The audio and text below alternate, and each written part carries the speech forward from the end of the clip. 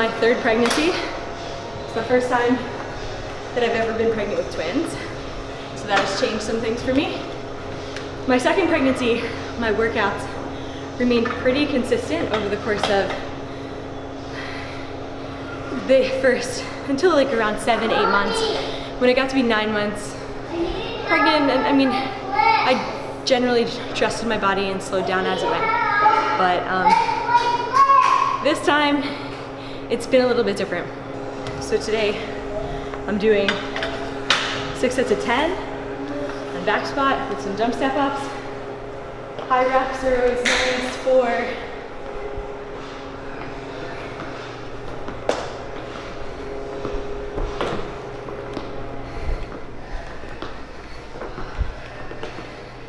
not putting a big load on, but also just getting a workout in. So Lincoln used to lift when I was pregnant with Sanderson. Sanderson doesn't really lift that much though.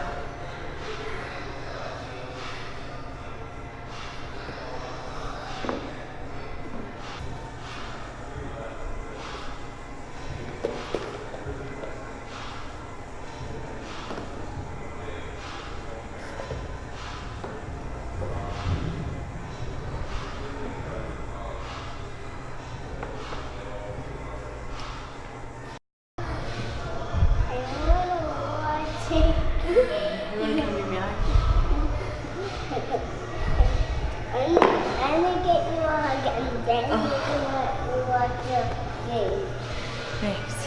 So I have to sit more for recovery. I think particularly with this twin pregnancy, just sitting more has been really important and a really good gauge for me to make sure that I can still exercise, but I need to make sure that I'm taking a legitimate amount of rest. One of the things that has limited me significantly was I had a stroke when I was 20 weeks pregnant. So that was kind of a shock, and it was really out of the blue. I didn't have any symptoms, and it's changed the way that I've worked out because there's always this risk that it could happen again. So I don't know why it happened. Nobody really knows why it happened. My neurologist is totally stumped. Besides the fact that pregnancy changes a lot of things in your body, there's no like risk factors, there's no cause. So I had this hemorrhage in my brain when I was 20 weeks pregnant, and so exercise is still really important for pregnancy, but not pushing yourself has really changed the way I've worked out this pregnancy compared to other pregnancies.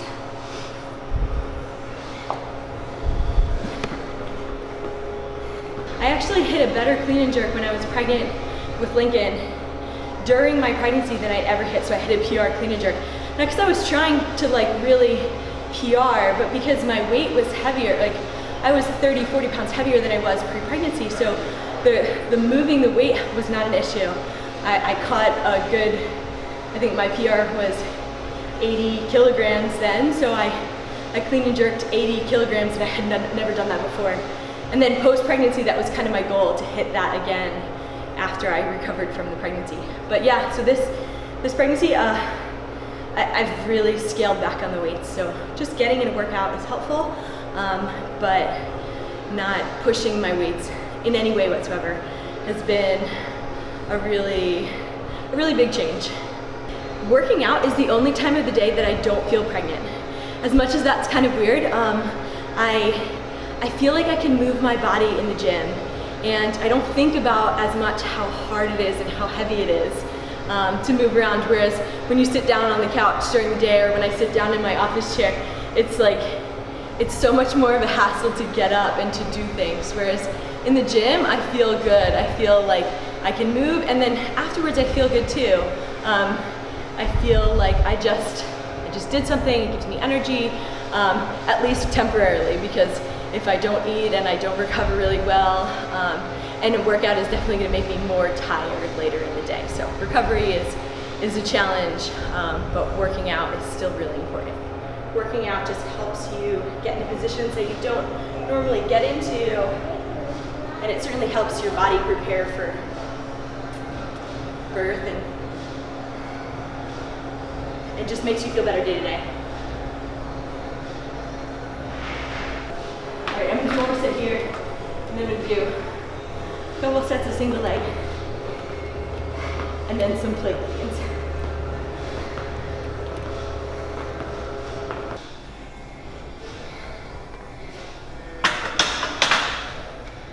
So regardless of what weight I have on, I try to make sure that I can breathe steadily throughout, rather than end up in a position where I'm holding my breath to try to push through. That gauge for me is helpful in that I'm not pushing myself too hard. The other thing that happens is I get like cramps sometimes. I just don't want to push myself to the point of contractions, because early labor is so much of a risk in twin pregnancy, so I never had to worry about that before. My first pregnancy I carried to 41.5 weeks, and it was the same with my second, so I never really thought that I would go into labor early. And it's such like a fallacy. Everybody thinks that like you're gonna push yourself into labor just by lifting or working out, but for this time it's like you worry more. Like, so when I do have a side stitch, which kind of ends up being like here, it's not really a contraction necessarily, but I think about that it could happen. So I always have to use that as a gauge and just take it easy. Take it easy, drink some water, sit down for a couple seconds.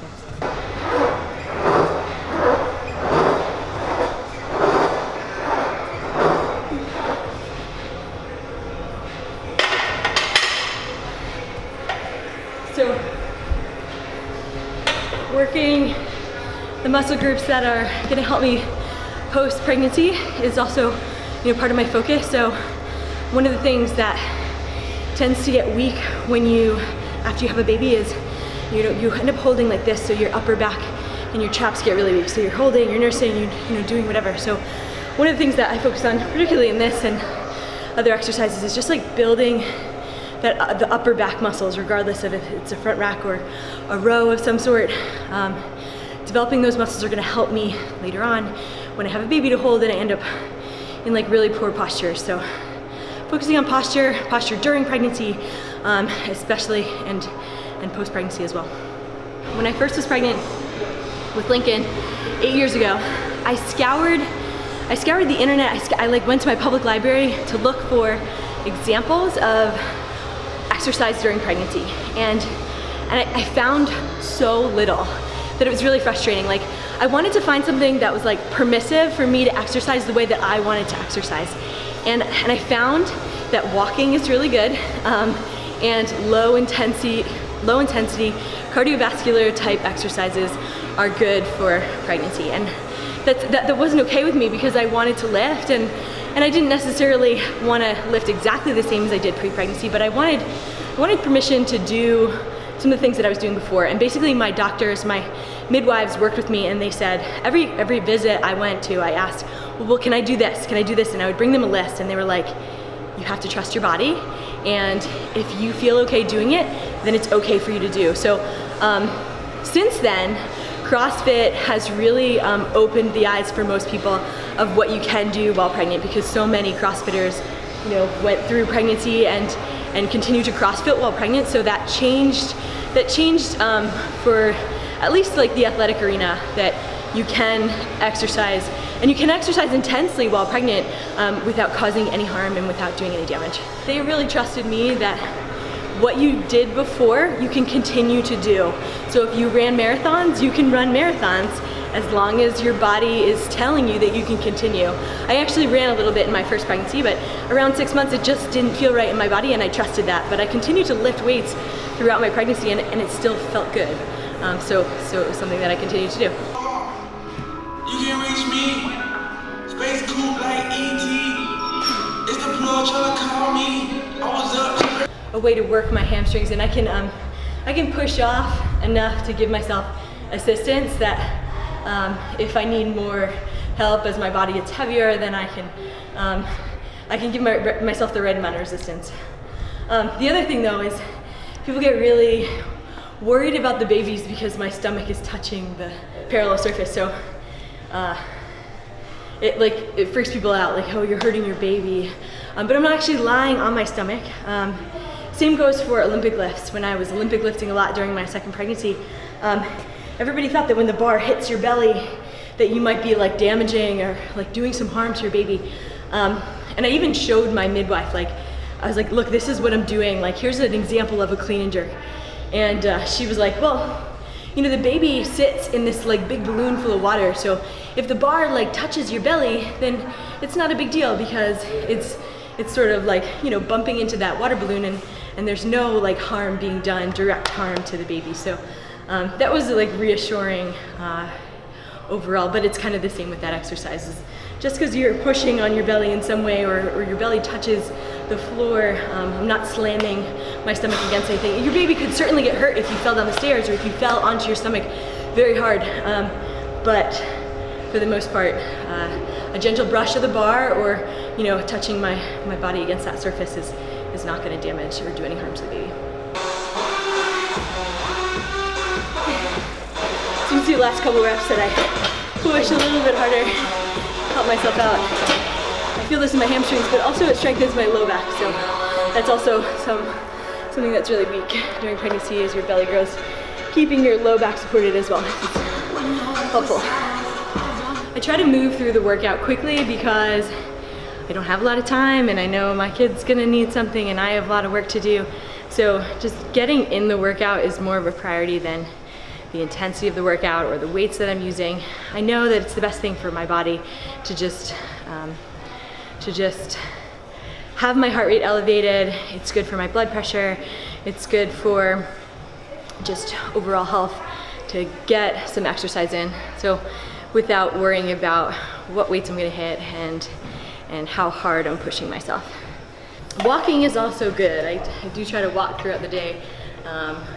When my kid's at soccer practice, I'll go for a walk, brisk walk. It's helpful, but I don't know, there's something about lifting weights that I feel like is really good during pregnancy.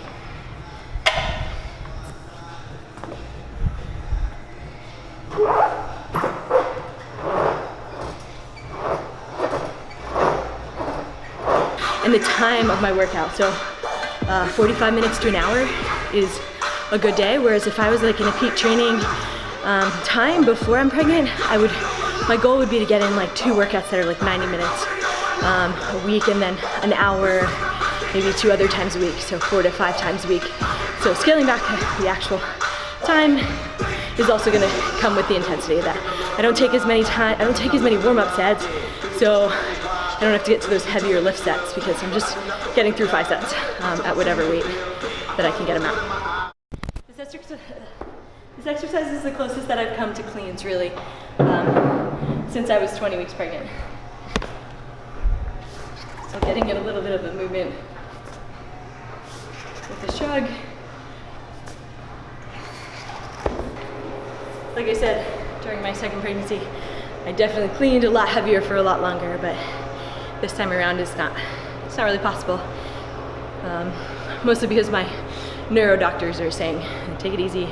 Don't do anything that is gonna be a Valsalva reflex that you're pushing or you're holding your breath. So those I do for fun and for my own mental confidence that I'm still cleaning to a certain extent. Nobody wants to do any studies on pregnant women, so there's not a whole lot of research out there on pregnant women. So I guess those are all some reasons. It's mostly case studies. You know, you find somebody who did it and it's good and they did okay, and then so, but nobody actually wants to study pregnant women is probably part of it. Why do you think that is? Because if anything is borderline dangerous, nobody wants to put women in a position that they could be doing something dangerous. So that's part of it. But I'm sure you could find volunteers that want to exercise and want to exercise intensely during pregnancy. So if somebody was to research women who are very active on certain degrees, to measure that activity level would probably be part of the control. And then women that are just sedentary or somewhere in the middle of the line, you know, just exercising but not exercising intensely, it would probably be a worthwhile study to do.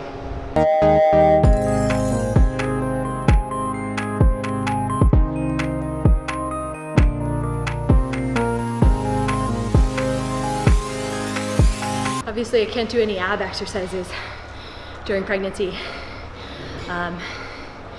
because you could really do damage when your abs separate down through the middle.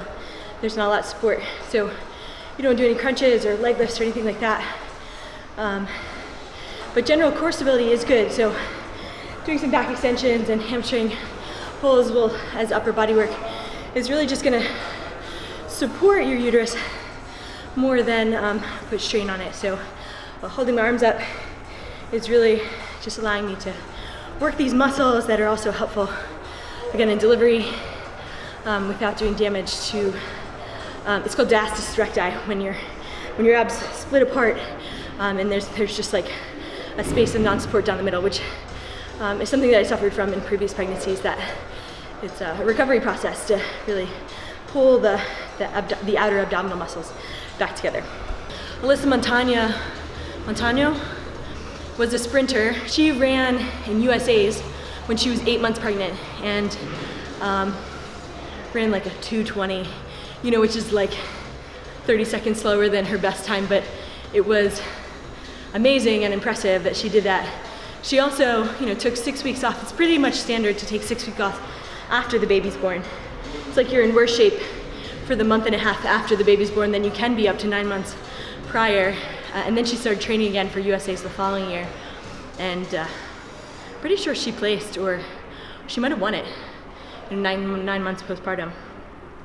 But yeah, explosive movements during pregnancy are certainly valid. There's no reason why you shouldn't be able to do a clean or a snatch safely during pregnancy.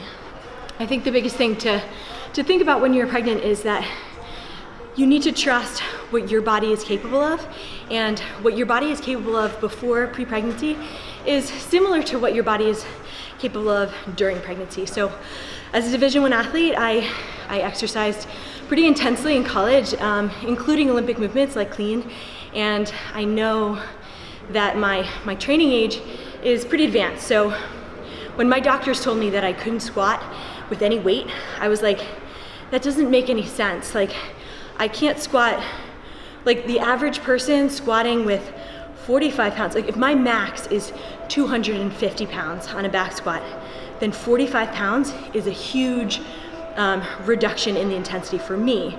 So why can't I squat with a 45 pound bar when I was previously squatting with 225 pounds on? So, I mean, I do think that's something to keep in mind for any women who are exercising during pregnancy.